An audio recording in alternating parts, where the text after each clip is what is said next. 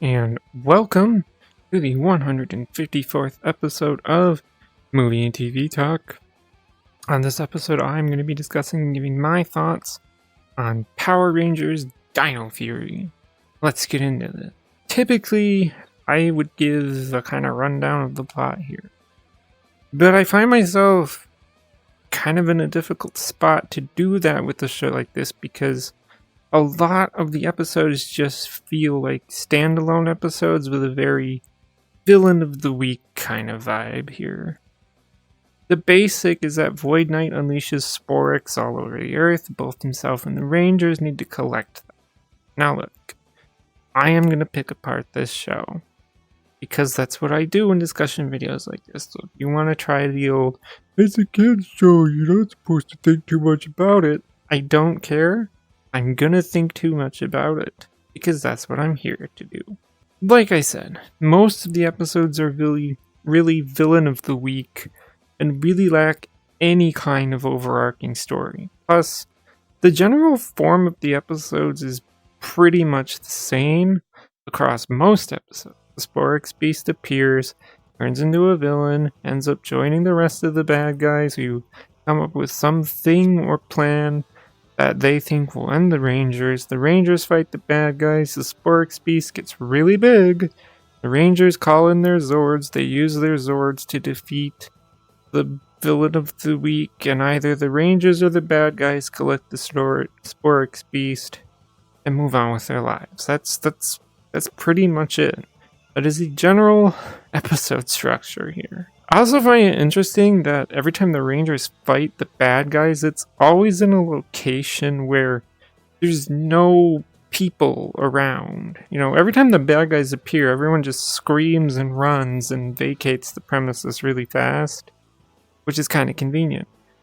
They'll fight in like the middle of the street, an open part of the city where no one's around, in a forest, in a desert, etc. All places where there's just no other people around. Even when they have Zord fights, it's always like the same 3 or 4 locations. Like a city area, in front of this mountain area, in the desert, whatever. And it's especially interesting with the Zord fight because in the city location, the city has the same buildings, and even when they're fighting, the buildings never get like toppled over or destroyed during the Zord fight. Now, they do throw in some so-called twists that were not really shocking. Like, the whole reason that Void Knight's doing this whole Sporix thing is because he wants to awaken his wife. Yay. But then they wait until like the very last several episodes to reveal that Pink Ranger is an alien, like Zato is, and that she's actually the daughter of Void Knight and his wife.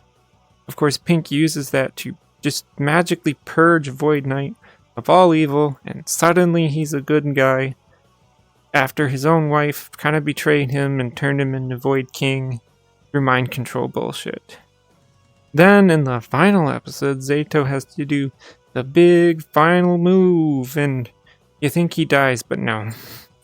The Morphin Masters bring him back as a Morphin Master because none of the good guys ever die, really.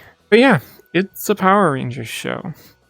It's got cheesy jokes, cheesy dialogue, and just okay CGI when they do use it. The thing that I want to give to this show, one thing giving them props for, is that they don't overuse CGI like a lot of shows do today. And that's something that should be praised, honestly. Take the Zords, for example. Yeah, they're just a dude in a costume, probably, but like, they could have easily just put a person in one of those like motion tracker suits, and then have the whole Zord be CGI.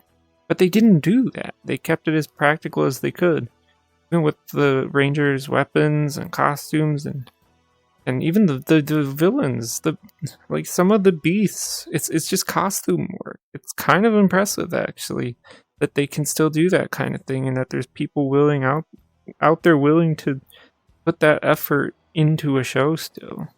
I respect that, honestly. Now look, if it sounds like I'm being negative, I'm not. Sure, the show is cheesy and over the top in many regards, but the one thing it did do is it kept me entertained the entire time. And that's its job. That is the show's job to do. So, you know, I'm not actually saying any of this is a bad thing. Power Rangers Dino Fury is a good show that I could definitely recommend. That's going to do it for this episode, so if you like this kind of content, feel free to subscribe. Thank you for watching, and goodbye.